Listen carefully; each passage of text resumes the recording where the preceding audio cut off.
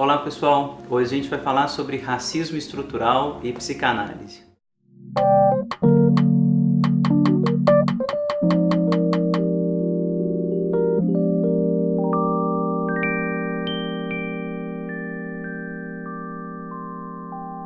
Li esse livro, quero recomendar demais a leitura dele, professor Silvio Almeida, se chama Racismo Estrutural, está editado pela Pollen, livro de 2019, maravilhoso, assim, eu acho que um dos livros mais legais que eu li nesse ano.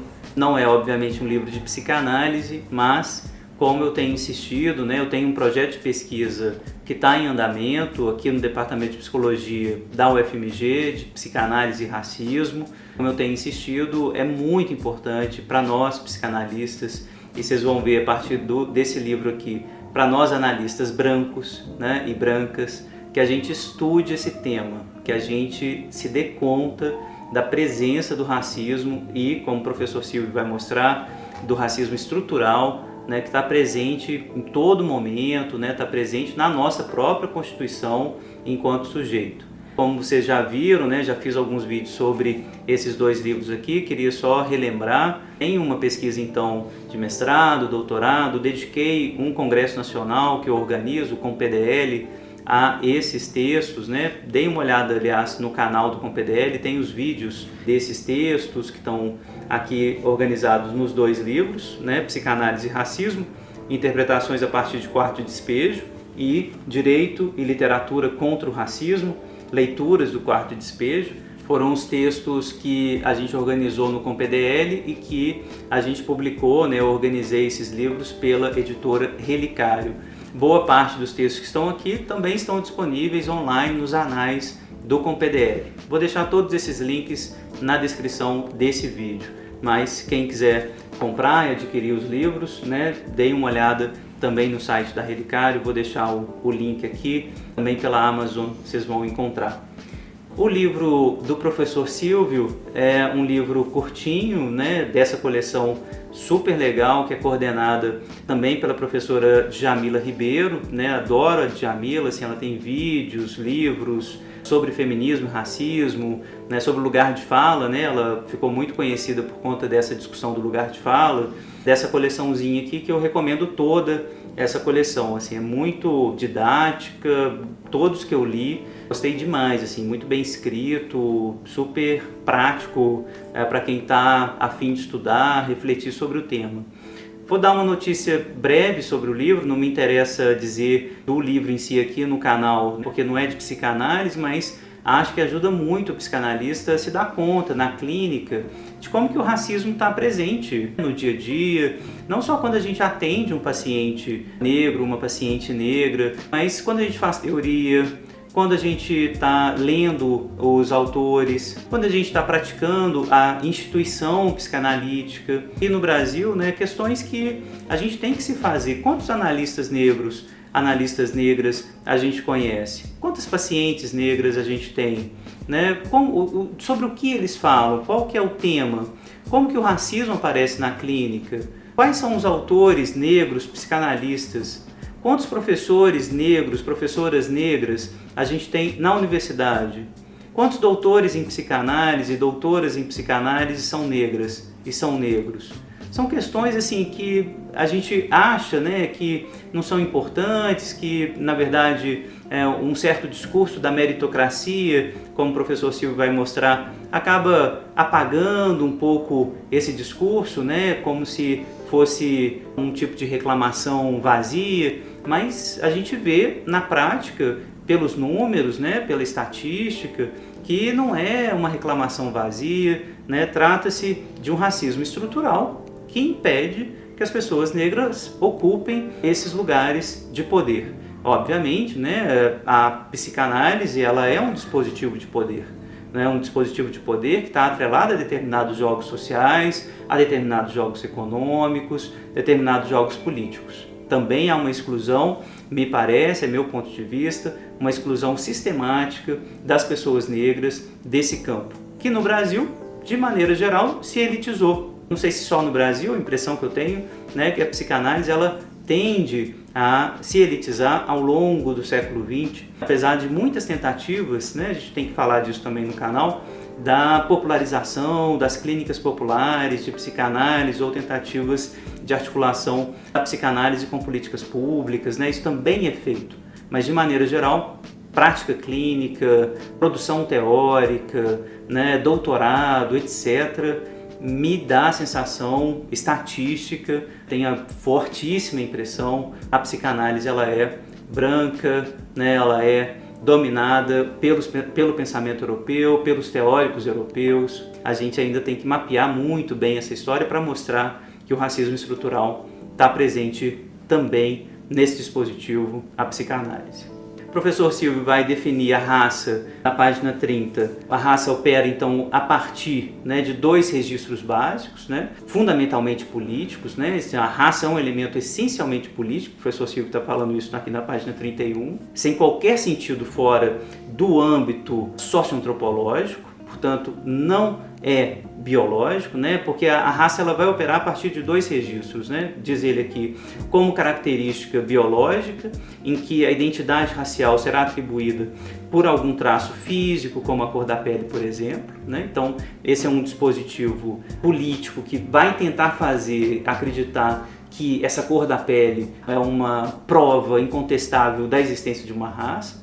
mas também como outro registro onde a raça vai operar como característica étnico-cultural. Se não é possível estabelecer a cor da pele, ou também em conjunto a gente vai estabelecer alguma característica étnico-cultural para discriminar, para impedir o acesso de determinadas pessoas a um certo jogo de poder. Então essas características étnico-culturais em que a identidade está associada à origem geográfica, à religião, à língua ou outros costumes, a uma certa forma de existir. A configuração de processos discriminatórios a partir do registro étnico-cultural, Frantz Fanon denomina racismo cultural. Então, obviamente, o racismo ele é um fenômeno absolutamente complexo, né? Eu tentei falar disso nos livros que eu me dediquei a isso, né? Tentar definir o racismo, mas a definição que o professor Silvio está trazendo aqui, né, vai ao encontro, né, das definições que eu tenho também estudado. Racismo é muito político. Né? São componentes, né, dispositivos políticos articulados para excluir determinados grupos. A cor da pele, os traços físicos são fundamentalmente uma via facilitada para esse tipo de prática política, o racismo. Mas não é necessariamente o único dispositivo racista. Pode ser o jeito de dizer, né? O jeito de se comportar, a religião. Então o racismo não diz respeito apenas à discriminação e à violência, à exclusão social de direitos ou, enfim, a violência mais bruta contra determinados grupos por conta da cor da pele ou de formato físico. Isso é uma forma privilegiada do racismo, sem dúvida. Principalmente o racismo que a gente endereça aos índios e aos negros, né? E essa forma do racismo, né, atrelada à cor da pele ou formato dos corpos, né? Essa forma foi a mais difundida, a mais violenta, que teve mais visibilidade. Mas a gente sabe, o racismo ele vai se estabelecer dentro de grupos homogêneos, né, em se tratando de cor de pele, por exemplo, forma física, e vai se estabelecer, por exemplo, com relação a hábitos de cultura, à religião, ao modo de dizer, enfim, qualquer traço que vai ser, por assim dizer, elevado hiperbolicamente a um traço de personalidade, um traço de identidade que vai me distinguir desse grupo, e a partir dessa distinção eu posso excluir, maltratar, escravizar e daí por diante, né? Eu posso fazer isso porque eu não reconheço esse outro como sendo da mesma espécie, raça, grupo, identidade que a minha. Então é essa a lógica do racismo aqui presente também nessas definições iniciais trazidas pelo professor Silvio Almeida. O professor Silvio aqui na página 63 vai nos lembrar que o racismo, né, enquanto processo político histórico, é também um processo de constituição subjetiva, constituição de subjetividades de indivíduos cuja consciência e afetos estão de algum modo conectados com as práticas sociais. Em outras palavras, o racismo só consegue se perpetuar se for capaz de 1. Produzir um sistema de ideias que forneça uma explicação racional, entre aspas, para a desigualdade racial. 2. Constituir sujeitos cujos sentimentos não sejam profundamente abalados diante da discriminação e da violência racial e que considerem normal e natural que no mundo haja brancos e não brancos. Portanto, o racismo é esse processo político, processo histórico, ou seja, contingencial, que está agindo a partir desses dois grandes operadores. É normal, a desigualdade racial existe mesmo, é assim, porque tem uma justificativa biológica, porque negros e negras são mais propensos ao trabalho físico, coisas absurdas desse tipo, porque os índios não conseguem produzir escrita, enfim, coisas desse tipo, justificativas que são racionais bem entre aspas, porque são absolutamente estereotipadas e absolutamente inventadas, né? Não tem nenhum fundamento estatístico, científico, né? É uma invenção mítica, mas que fica valendo como verdade. Também, né, essa naturalização das diferenças entre brancos e não brancos. E aqui acho já fundamental para o ponto que me interessa para esse vídeo aqui, já encaminhar para a questão da branquitude, né? Quer dizer, a diferença produzida pelo racismo, de maneira geral, pelo menos a que interessa para a gente no mundo ocidental, que eu acho que há outros tipos de racismo no Oriente, né? O professor Silvio não comenta isso, mas óbvio, né? Há outros estudos quanto a isso. Mas o que interessa para a gente aqui é esse racismo que produz branco e não branco, e não, né, esses outros tipos, vários formatos de racismo, tá? Então, a grande questão aqui é esse sistema político histórico vai produzir um sistema também, a um só tempo, de dominação e privilégio para as pessoas que são brancas contra as pessoas que são não brancas. Então, esse não branco vai incluir todos esses outros que vão sendo identificados naturalmente a uma cor de pele, a um certo modo de fala, a um formato físico, etc. Então, existe um grupo hiperprivilegiado, os brancos. De maneira geral, né, existe uma interseccionalidade nesses sistemas de dominação que vão atrelar gênero, classe e raça. Portanto, brancos, cisgêneros, heterossexuais, homens estão no topo dessa lista aí de privilégios, né? E isso vai se expandindo a partir desse campo. E aí quem está cada vez mais fora desse campo, né, é, obviamente, mais desprovido de direitos, mais violentado, mais agredido, mais não sujeito, é não reconhecido como sujeito. Daí a importância dessa discussão para a psicanálise, né?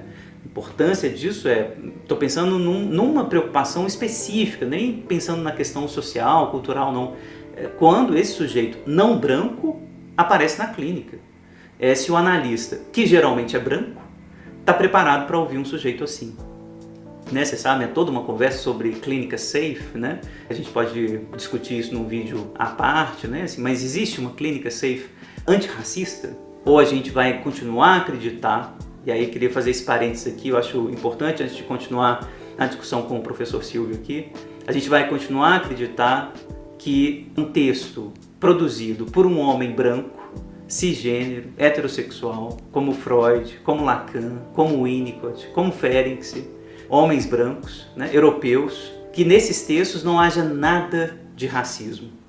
A gente vai continuar a acreditar que esses textos são absolutamente neutros com relação à questão racial, né? A gente vai continuar a acreditar, por exemplo, quando Freud compara a criança europeia ao selvagem da Indonésia, né, ou da África, que é a capacidade psíquica, que é a organização psíquica do selvagem equivale à criança europeia, a gente vai continuar a acreditar que isso não é racismo. Isso não tem a ver com o que o professor Silvio está chamando aqui de racismo estrutural, que essa concepção freudiana está claramente no texto do Freud, de que o homem não europeu, não branco, o selvagem, ele é equivalente à criança europeia? Ora, se a gente não admitir que esse tipo de texto, né, produz também algum efeito clínico, fica muito difícil fazer com que essas discussões entrem no campo psicanalítico. Se a gente continuar tentando salvar o Freud, salvar os nossos grandes autores, né? Lacan, Winnicott, Ferenczi, salvar esses grandes autores que são muito importantes para a gente, que vão inclusive permitir que a gente reflita, dialogue com esses autores contemporâneos. Se a gente continuar salvando esses autores no sentido de excluir daquele pensamento o racismo estrutural, então a gente não consegue fazer avançar esse diálogo. Então o meu convite, fechando esse parênteses aqui, vamos reconhecer que nesses textos o racismo estrutural, o machismo estrutural também, vamos lembrar, está presente. O racismo estrutural está presente, né? E isso tem consequências clínicas, provavelmente, né? A gente não pensou na clínica, né? Pelo menos o Freud não pensou nessa clínica do não branco, né? Em diálogo com a professora Lia Weiner-Schuckmann, que tem um livro muito legal, está disponível na internet, o PDF e também a tese de doutorado dela, né? Entre o encardido, o branco e o branquíssimo, Branquitude, Hierarquia e Poder na Sociedade de São Paulo, que foi editado pela Namblume. Em diálogo com essa professora, né, esse texto, aqui na página 75, o professor Silvio Almeida vai nos lembrar da importância de trazer essa noção de branquitude para o diálogo, para entender efetivamente o que é racismo estrutural. Citando a professora Lia, ele vai dizer: a branquitude é uma posição em que os sujeitos que ocupam esta posição foram sistematicamente privilegiados no que diz respeito ao acesso a recursos materiais e simbólicos gerados inicialmente pelo colonialismo e pelo imperialismo e que se mantêm e são preservados na contemporaneidade. Então, a branquitude é uma posição de privilégio que está sendo mantido por todo o sistema de poder que está organizado para a manutenção e legitimação desses privilégios, que não pode ser colocado em xeque, que não pode ser criticado. No que tange, então, às cotas, a gente tem efetivamente todos os privilégios para os brancos, e isso quando é colocado em xeque, quando isso é criticado, né, que isso não é tão meritocrático assim, que existem vários mecanismos que possibilitem aos brancos melhor acesso às escolas, mais condições para estudar, etc. E quando a gente quer impor algum tipo de restrição aos brancos, no sentido de que a gente tem que facilitar a entrada das pessoas negras nas universidades, aí a gente reconhece esse sistema de privilégios. O sistema de privilégio ele estava absolutamente subsumido, ele estava apagado, fantasiado de meritocracia. Mas quando a gente muda um pouquinho esse sistema, o exemplo da cota é só um exemplo banal, mas muito importante no Brasil.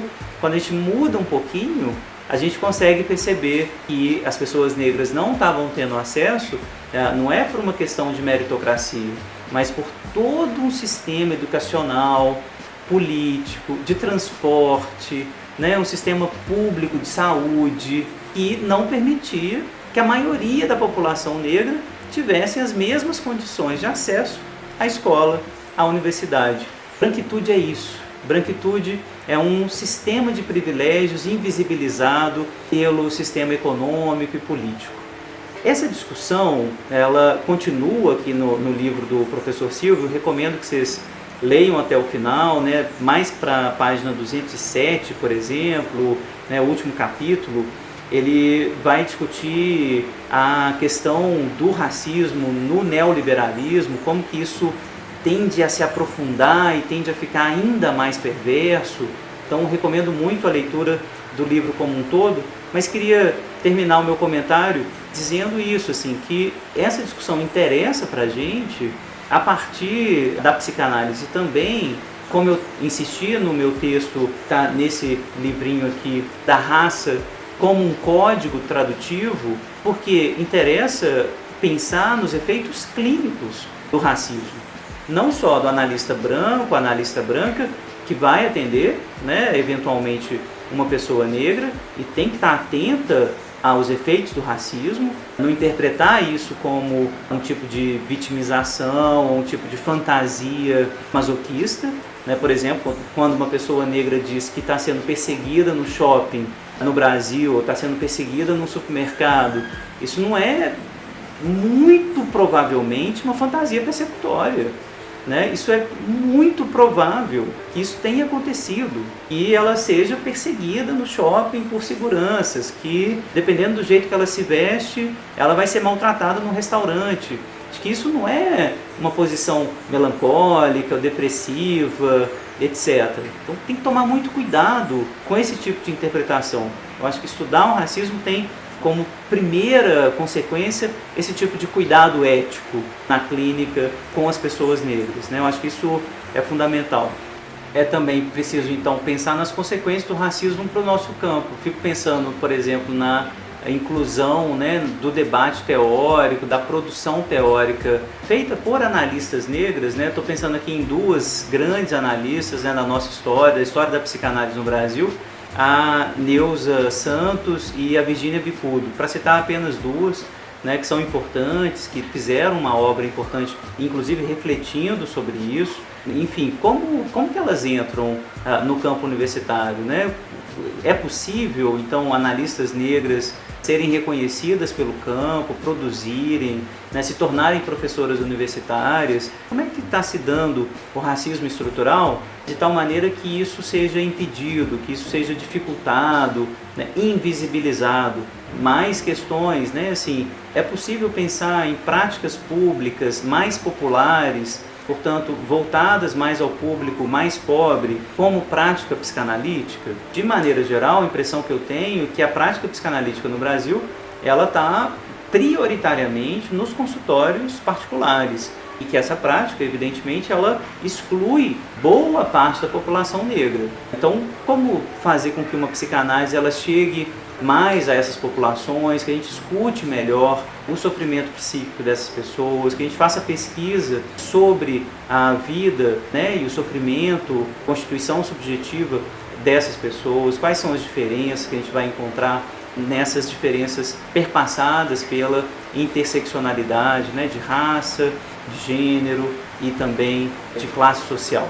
São questões que me vêm há bastante tempo, né, desde a fabricação desse livro aqui, a publicação do livro, do congresso. São temas que me interessam muito, queria convidá-los então a comentar, discutir, conversar comigo sobre esse tema.